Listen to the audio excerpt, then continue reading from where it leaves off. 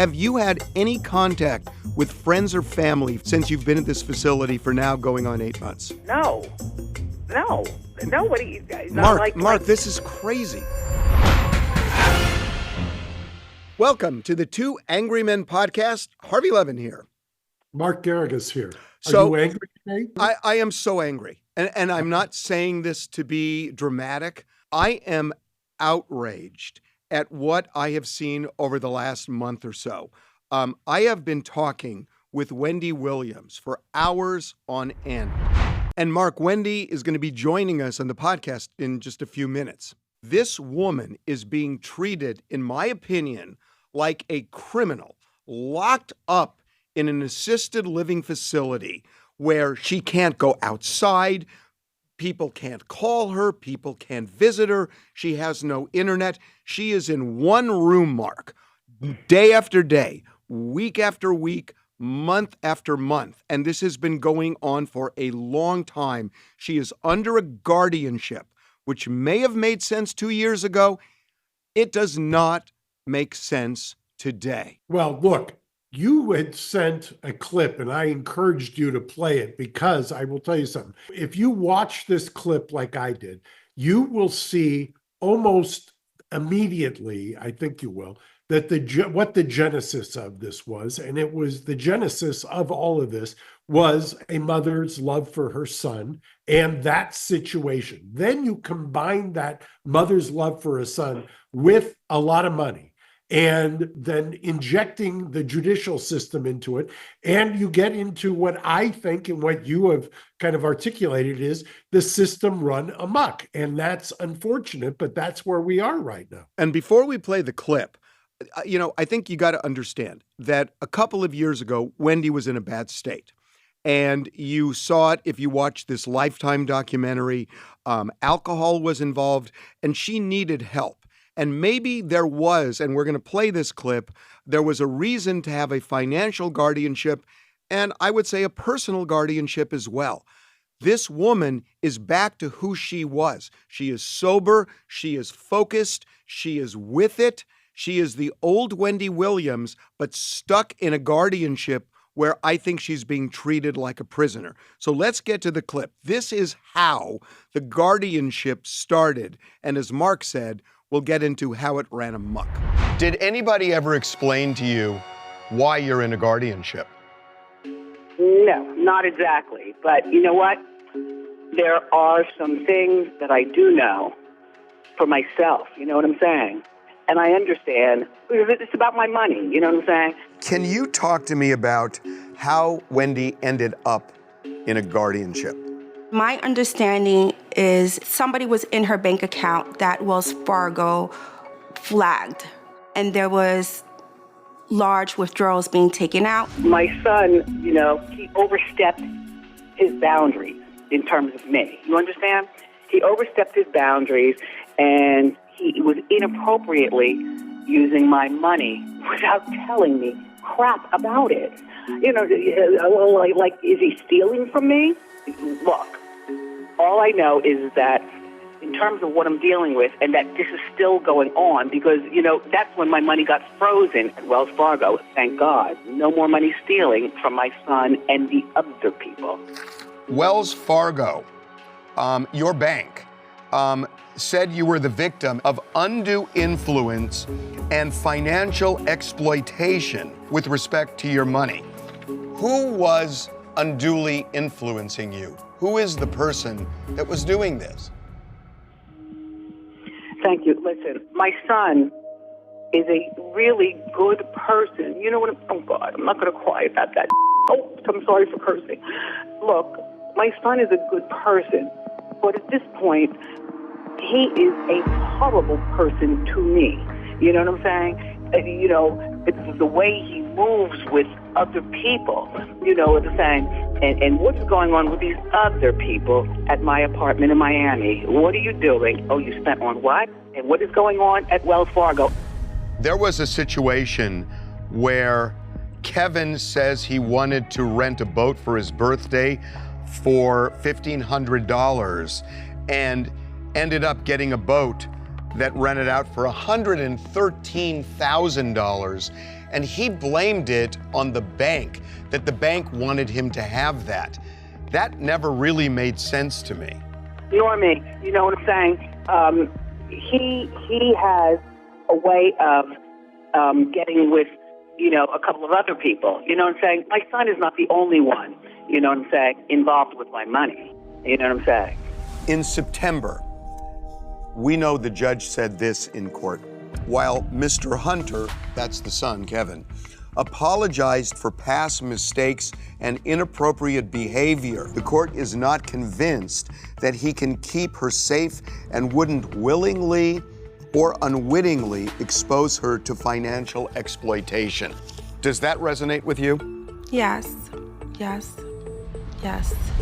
Kevin has denied any impropriety when it came to Wendy's finances, and also that he cannot speak on camera because he's not allowed to per the judge. If Wendy is released, should she be placed under the care of her son, Kevin? No. This is how we got here in the first place. My aunt loves her son very much. But I think that there are other options at this point in terms of who can care for and make sure that his mother at 60 years old is taken care of properly.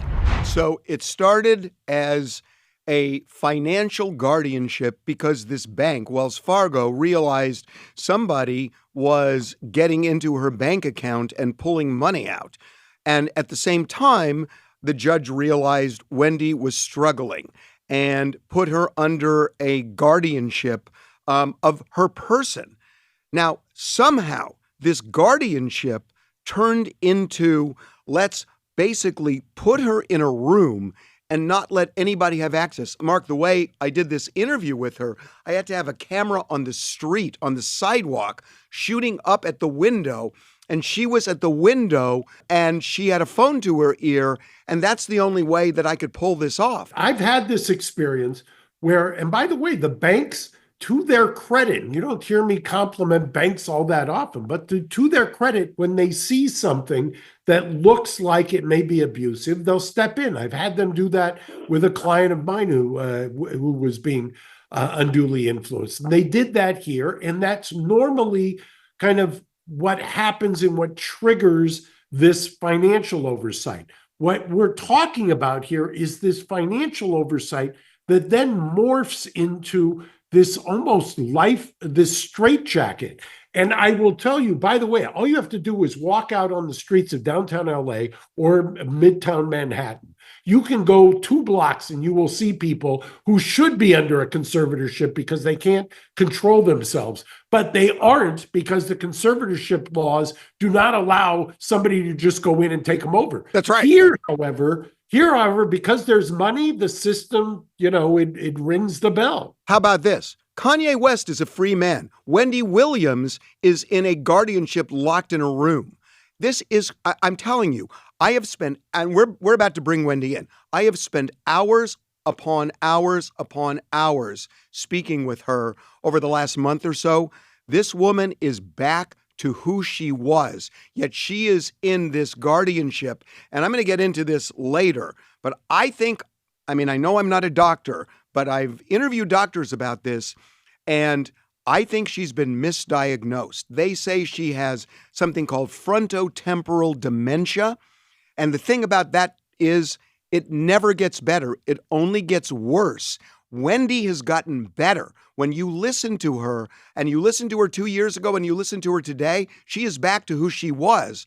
And it wouldn't get better if it were that. She obviously, when you're talking to her, she is rational. She is responding. She's actually parsing out, and that's what's heartbreaking about it. The fact she doesn't want to say something negative about her son. She kind of dances around it because we all understand that that's a very, very difficult situation. Nobody's kind of condemning her for it, but she shouldn't be, on the other hand, condemned into this kind of crazy situation that she's been relegated to. And again, we're going to bring Wendy in a minute, but I got to tell you something. The guardian in this case is suing on behalf of Wendy A&E, which produced this Lifetime documentary, saying they took advantage of her. She didn't give consent to it. And Wendy does not want this lawsuit. And you got to start wondering what is going on here, because the reality is this, that when they shot that documentary on Lifetime, the Guardian was in place, and the Guardian could have gone to the shoots and watched it and stopped it or really gotten involved. And the Guardian didn't. The Guardian said, let her manager just be there. And the Guardian didn't do it. And now the Guardian sees the Lifetime documentary and says it's A&E's fault. Mark, whose fault is that? Well, by the way, you were kind enough to send me the filing on that today. I took one look at it. I would think most 1Ls or 2Ls would tell you, I'm looking at that, wait a second, didn't we just learn about prior restraint in con law our first year? Why are you thinking that you're going to be able to restrain A&E from actually airing something, especially when you in real time knew what was happening here? You just didn't like the result. Right. Now, Mark, the Guardian is saying it's A&E's fault. The Guardian is the one responsible for protecting Wendy, at least in theory. And if the Guardian wasn't there, whose fault is it if the documentary went off the rails? And by the way, were there checks written by A&E, and who were they written to, and where did that money go? And if you followed the money, it makes it even more infuriating. Yeah. I mean, look, this is the Guardian. It was the Guardian's responsibility. And the Guardian, I think, is deflecting and blaming it on A&E. And my sense of this, and again, this is just my opinion, is that the Guardian realized, oh crap, maybe I should have been there. So the reaction is put her in a room, let's lock the door, and we won't have a situation like this again. And you're doing that to a human being. The one thing that's kind of peculiar about all of this, I watched the clip and the doc that you put together. And I believe what we just heard in that clip was the niece. And the niece, I thought, was very, very attuned to what was happening here. Who knows? I mean, she could have been. No, she is. She is. Her name is Alex. She got what was happening here and had, obviously, or it appears obvious, and maybe Wendy will correct me, but at least her aunt's best interest at heart. If that is the case, and the son is kind of in a fractious state with his mother right now, why isn't the niece there at least as a co-guardian, or at least there to kind of present some check and balance if you need that? And why is this an overreaching one that's kind of a 360? Why is she enveloped in the whole thing as opposed to just somebody who's overseeing the finances? Yeah, she shouldn't be I'm sorry, I'm upset about this. She shouldn't be in a guardianship as far as I'm concerned. She should have a sober coach, somebody taking care of her money. Her niece, Alex, loves her. Gina, who's been a caregiver, just loves her. There are people around. Why is she in this guardianship? Okay. Wendy is on the phone right now, which is about all she can do. And Wendy, I know you've listened to what Mark and I have said. First of all, welcome to our podcast. Thank you. Good to see you. Hi, Mark. Nice to meet you. Hi, Wendy. It's a pleasure. I'm sorry it's under these circumstances. Well, you want to know what? I'm going through a really bad thing right now, but at least I've got good people with me. You know what I'm saying? And right. And starting with you, definitely. Harvey, listen, this thing that you were talking about that 4-part thing on TV. Lifetime. Her reputation is on the line. You're talking about The Guardian. Yes, thank you. Well, look, I'm not talking. You do the talking. Okay. You know I was going to ask you, Wendy, are you, because this was striking to me. Are you being told you can't talk? I mean, I don't even understand where that comes from. Listen. You know why? Because you know the law, I don't know the law. But I just know what I'm going through. You understand what I'm saying? And I know that to have, for instance, my girl next to me by my side. Are you still there, girl? Yeah, I'm here. That's, by the way, that's Gina, and Gina is a caregiver who's been helping Wendy through all of this. Hi, Gina. So the thing is that as far as I know, first of all I know about being on TV is that I was on TV for a long time. You know what I'm saying? So when that 4-part thing got on TV, I was like, oh, okay. In the meantime, the Guardian person was nowhere in sight at all. I mean, taking photo shoots, doing this, doing that. She was nowhere in sight. I had no idea that she was actually basically the boss of that thing. So that lawsuit, it's none of my problem. I wasn't a part of that. You know what I'm saying? Like I've been doing stuff with Lifetime for a long time. When I was doing anyway. I don't want that kind of money. That is not a lawsuit worth fighting for. Well, Wendy, I have to ask you something. And if you don't want to talk about this, because I know that you've been under some pressure not to talk, as Mark said, but I have to tell you, as a guardianship person, I feel that I've been, emotionally abused. Well, I wanted to talk about that. When you say emotionally abused, who's telling you can't talk? Who's doing that? I mean, to me, that's just frankly outrageous. Why are they telling you this? How are they framing this? Well, first of all, where I am, Mark, and Harvey knows where I am. This 3rd floor, it's called the memory floor. I know so much about this now. Wendy, it's the 5th floor. The 3rd floor is the gym. I'm sorry, because you know what? I still haven't gone to the gym, which is on the 3rd floor. Right. I tried to go to the gym 4 times, and 4 times I still haven't gone to the gym to work out. You know what I'm saying? I thought as a guardian, you're supposed to help me do things like that. I thought, and these people just, I'm frustrated. You know what I'm saying? But I can't say so much, but I am. So, Wendy, the judge in this case, my understanding, and these are all, secret sessions that the judge has. Everything's under seal. The judge, my understanding, the judge is pushing you to pursue this A&E lawsuit.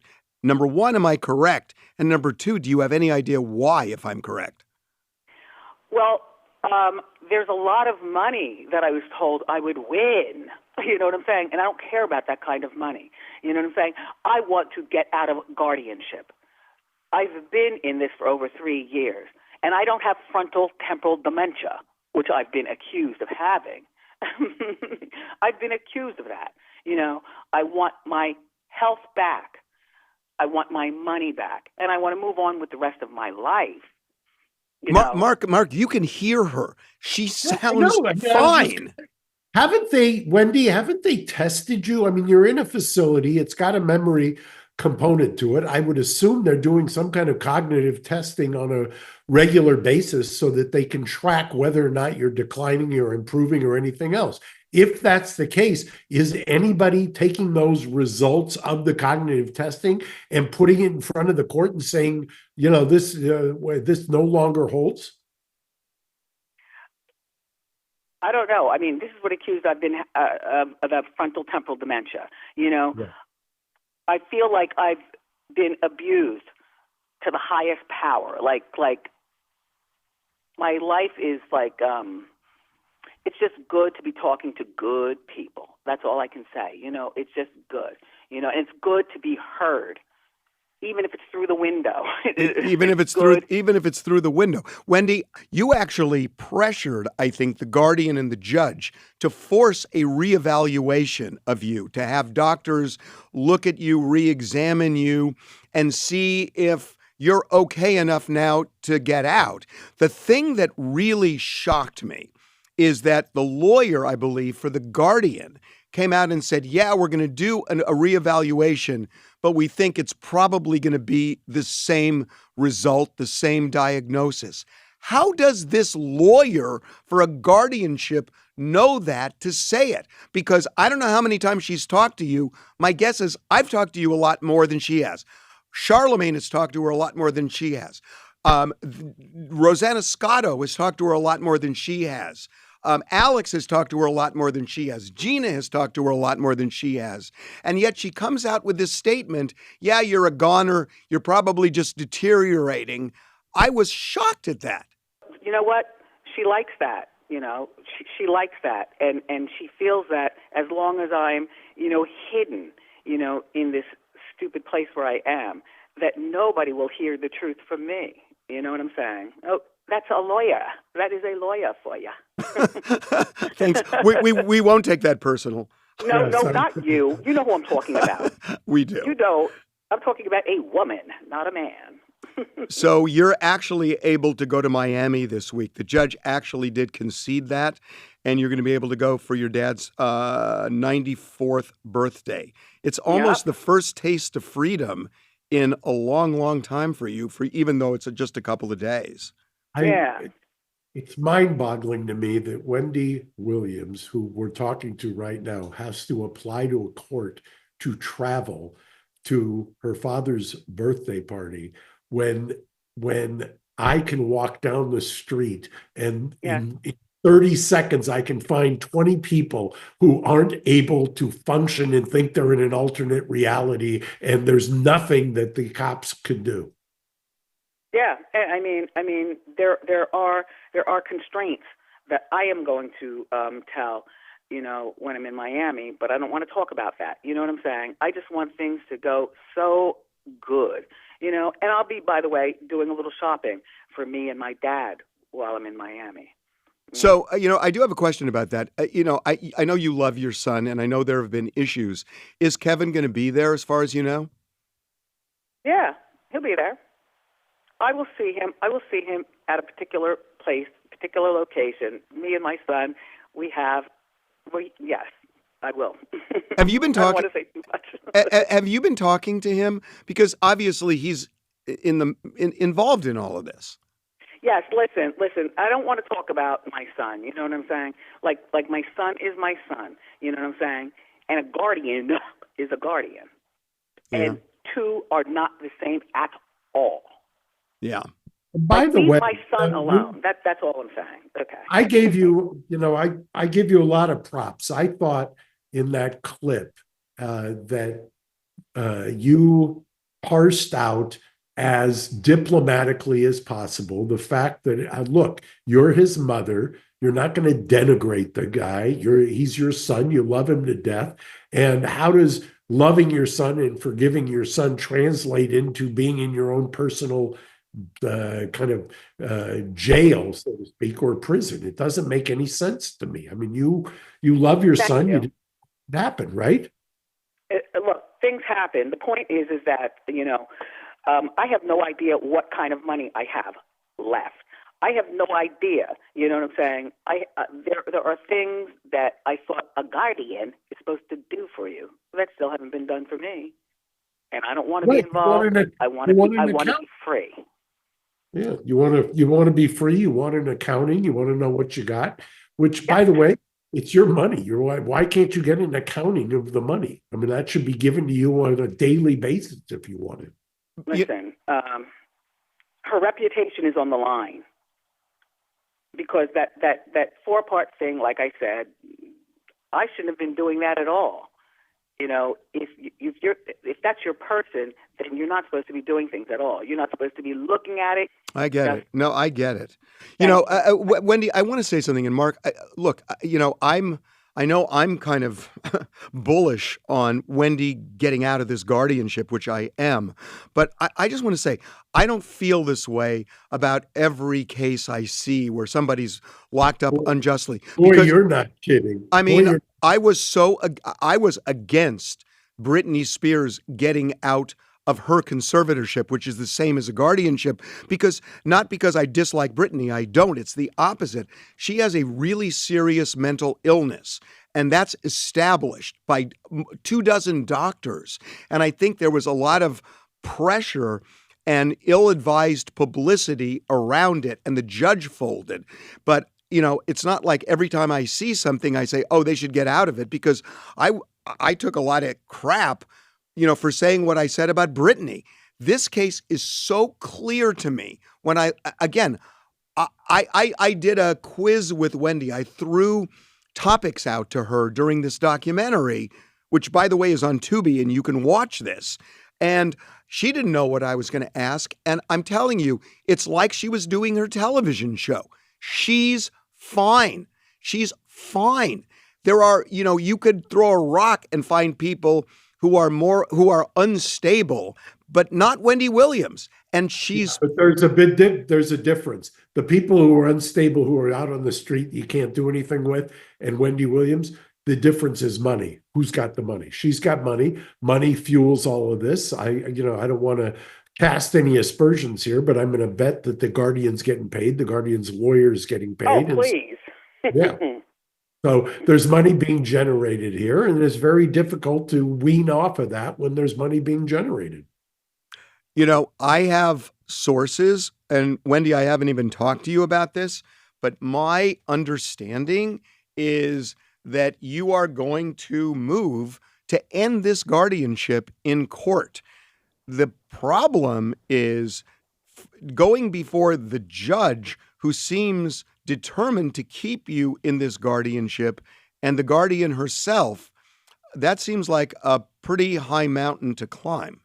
No comment. I can't talk about that. Yeah, I get it. I just wanted to put it out there that we know that that's in the works. And as a matter of fact, in the documentary, I talked to your niece, Alex, who says you've hired a lawyer and that is the end goal. But Wendy, I got to tell you, I just feel so bad for you. I feel so bad for you. And I was doing an interview today about this, and it really occurred to me that I would go insane if I were stuck in a room for as long as you were. I just don't. I don't know how I would have done it. No, you know what? People have said that before. Which makes me feel like, oh my gosh, I don't feel like that. I don't feel like that. You know what I'm saying? Like people in the outside world, like you, Harvey, who've talked about how it would be if they were stuck in this situation. You know what I'm saying? And I am, I'll talk to you offline, as I usually do, Harvey. Harvey. Well, I will say, I mean, I would have shown up with, God knows, a beard that went down to my kneecaps. And, oh, no. and then we interview you when we put the camera up, and you got your fishnet stockings on. You got your, I mean, you were made up. It's just amazing to me. What you want to know, the weird thing is that, and like I told you, even these people here, you know what I'm saying? I order lunch or whatever, and I eat right here, watching TV, listening to radio in the bathroom, lipstick popping all the time. You know what I'm saying? It's just because this is me. And this is always me. You know what I'm saying? And how often do they evaluate you there? How often? What do you mean evaluate? Do they evaluate? No. Does somebody come in? Does somebody do the Harvey Levin test of giving you a cognitive test? Do they do that kind of evaluation? No. Nobody does anything. I mean, people come in, they bring I have thyroid, you know what I'm saying? Had for years. They bring the pills and they leave.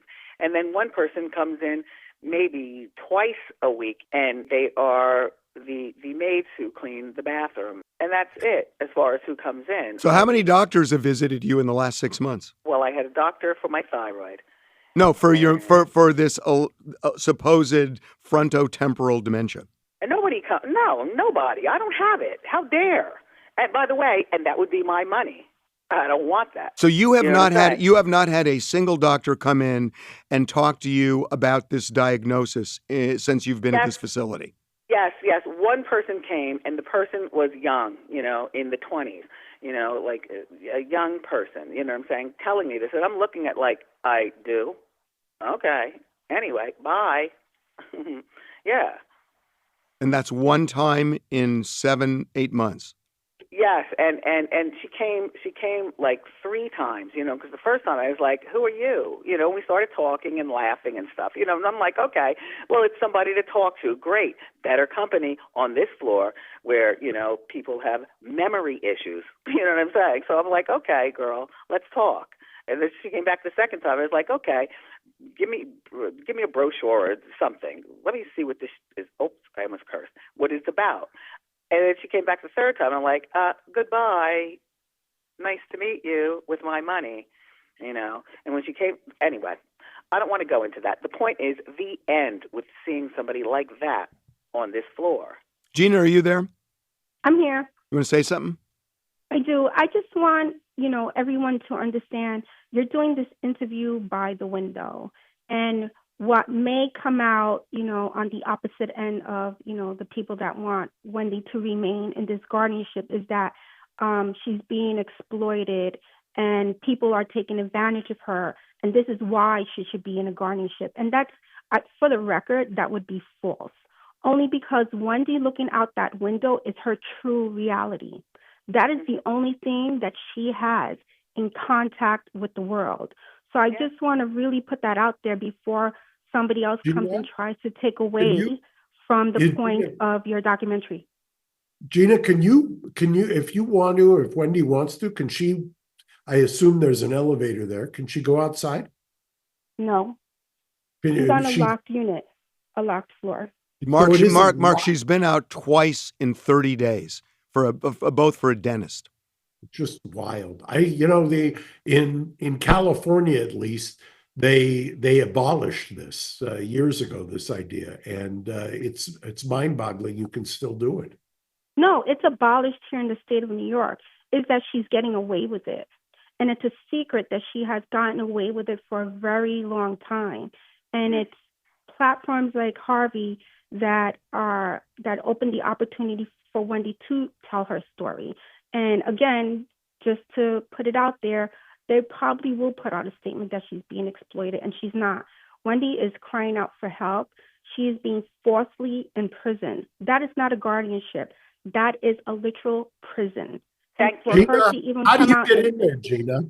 How do they let you in? It's actually, so it's a type of facility. It's an assisted living facility. And to my understanding, there's a memory unit. This is a memory unit. She's on the memory unit, and that's a locked unit. All the other floors, any residents are able to come and go freely as they wish. Gina, you have not visited her the whole time she's been there. No. You've not. You can't get in, Mark. I mean, you can't. No, we will not let you in. I just do not. This is incomprehensible to me. I do not understand how you can have somebody, even under a conservatorship, the most draconian. How can you lock somebody away in a memory unit and say, okay, that's it? This is somebody who obviously has their faculties of more so than 98%. But they're saying the opposite. They are saying, oh, she doesn't have her faculties. But it's like, who are you going to believe, me or your lying eyes? Listen, my niece is going to have to get permission to see me on this 5th floor when she flies from Miami to New York in a couple of weeks. She'll be here. And will she be able to see me? She's got to get permission from the guardian person. Aside from your niece, because I know she visited you once in October, have you had any contact with friends or family face to face since you've been at this facility for now going on 8 months? Friends or family? No. Nobody. Mark, this is crazy. Well, see, this is what's so crazy. If they're worried about her, the undue influence on her money, that's fine. She doesn't have access to her money. Right. I get it. But how do you lock somebody up in a unit, tell them you can't have somebody visit or you can't leave?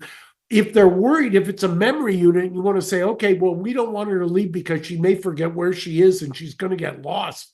Okay, great. Then you've got Gina here who can then take her and wherever she wants to go. You've got somebody who's a chaperone, so to speak. Even under the worst case scenario, which is not justified based on the conversation we're having. I don't even understand what we're doing here. No, it's an abuse of power, and she's abusing her power. And why hasn't somebody done an emergency application here? I know. I don't understand this. What is going? I don't understand how if hypothetically, a lawyer was hired to look into this, the first thing the lawyer should do is go and make some kind of an emergency application to try to justify how you've locked somebody up.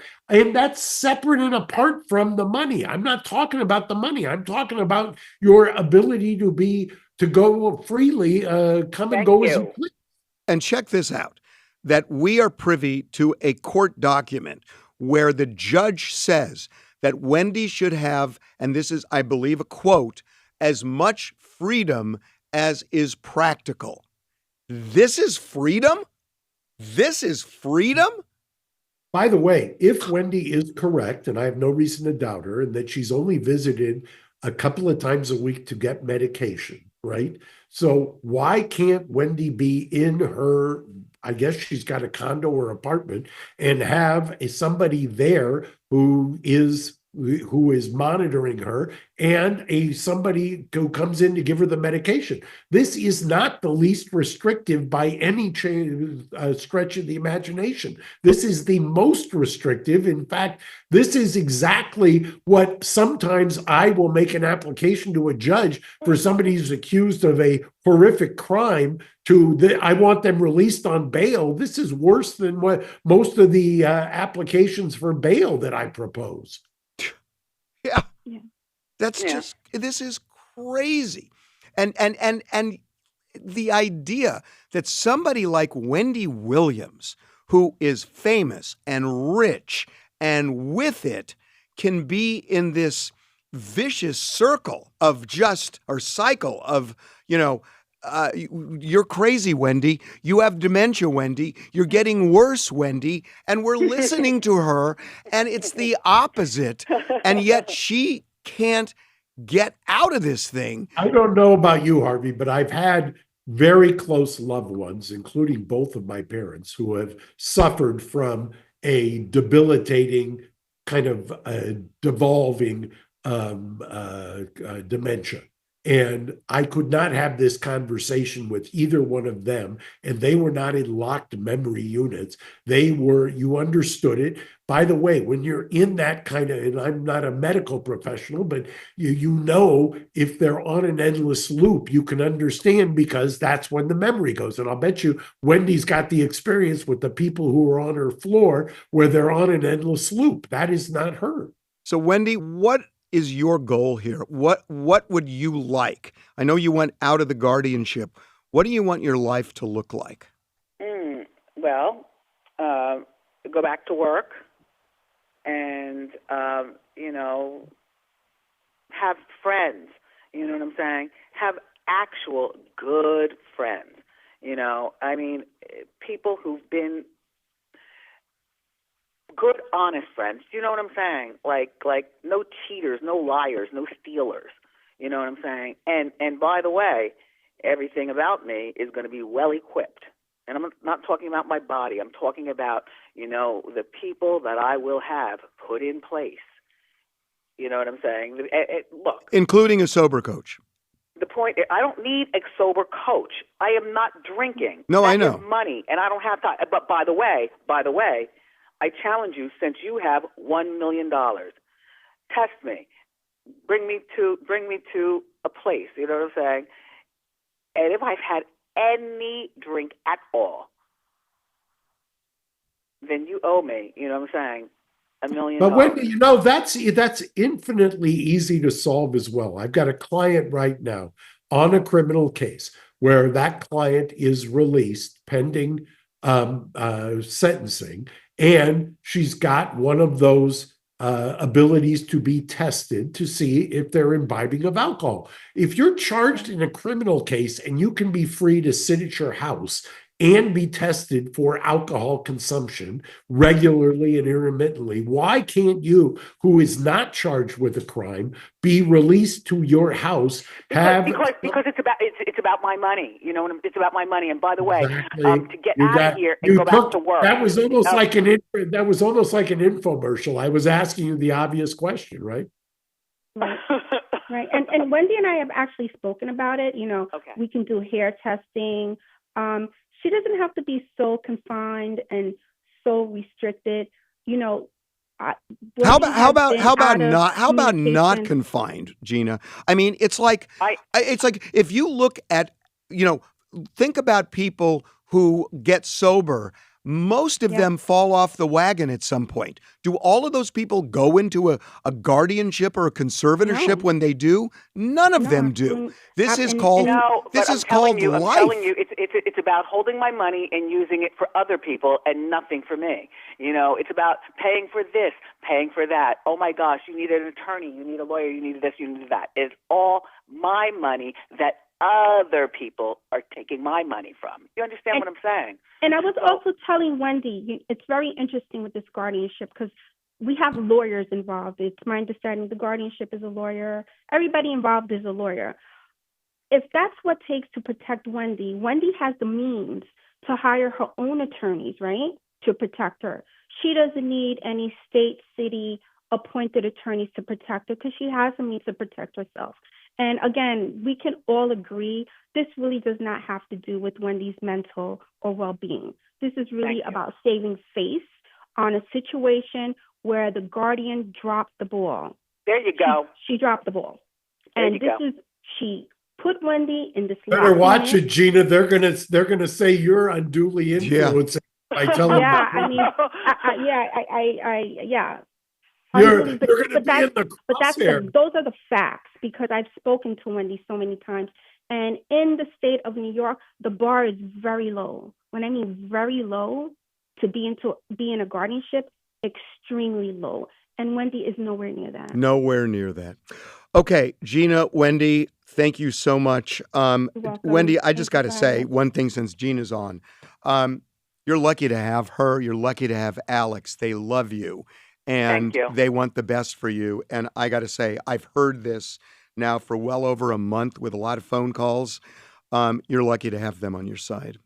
Yeah, I was Thank you, going to say, Harvey. Wendy, boy, you've got quite a advocate in Harvey. I haven't heard him get this fired up, and I don't know how long. Well, Harvey is a great person, and Mark, it's a pleasure meeting you.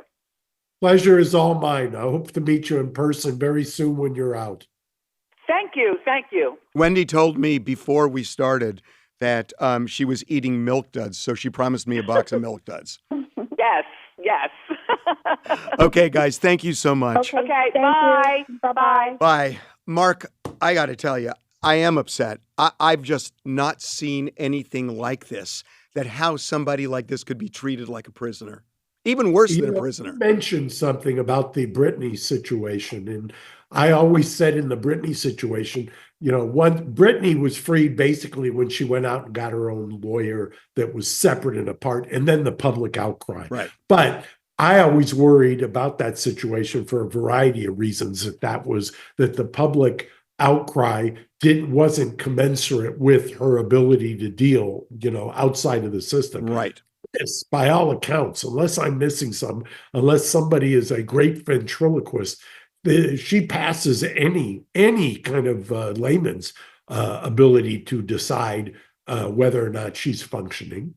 And you have just joined the chorus because everybody else I've talked to has said exactly the same thing. I want to stay on top of this.